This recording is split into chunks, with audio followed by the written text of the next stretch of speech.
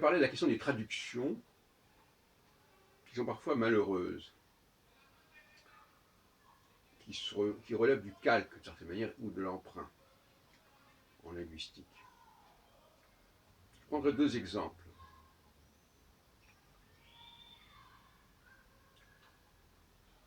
Deux formules, deux expressions. Faire l'amour et manger comme un porc, comme un cochon. Alors, faire l'amour, le sens a changé au cours du XXe siècle. Au début du XXe siècle, faire l'amour voulait dire faire la cour. Ce n'était pas employé pour indiquer qu'on avait un rapport sexuel. Alors, vous imaginez bien que se tromper dans la signification de cette expression peut être fort fâcheux, surtout par les temps qui courent. Avec la notion de balance ton porc, etc. Et l'évolution existe également à la fois en français et en anglais. Dans les films du français des années 30, faire l'amour ne voulait pas dire avoir un rapport sexuel. Donc, autant.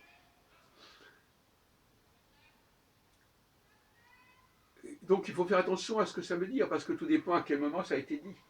Quand on traduit un ouvrage, par exemple, il faut savoir dans quel sens on emploie l'expression selon la décennie où ça se trouve. Concernant le porc, parce que je viens de parler de la balance ton porc, mais ça n'a pas tout à fait de rapport, c'est un rapport, je veux dire. En anglais, manger comme un porc veut dire en fait manger énormément. En français, ça veut dire manger salement, en faisant des saletés. Et vous imaginez bien que ça ne veut pas dire la même chose. Si je dis à quelqu'un tu manges beaucoup, ça ne veut pas dire que tu manges de manière dégoûtante. Et par conséquent, vous savez, quand on parle, on dit des choses et il n'y a pas toujours un signal qui vous dit « Ah, vous êtes en train de vous tromper ». Les gens, ils comprennent quelque chose, ils vivent quelque chose de ce que vous dites, ils ne vous le disent pas forcément. Donc quelqu'un peut employer une expression, un étranger qui apprend le français, qui parle le français, peut employer une expression malheureuse, sans s'en rendre compte, sans en prendre conscience, et sans qu'on le lui signale véritablement. Et il est arrivé justement que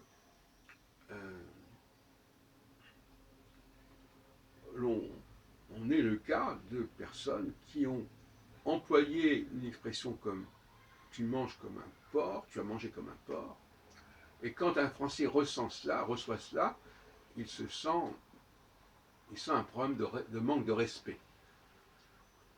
On lui aurait dit simplement tu as beaucoup mangé, il n'aurait pas vécu de la même manière. Et tout ça peut enclencher des tas de problèmes, des réactions, des représailles de toutes sortes.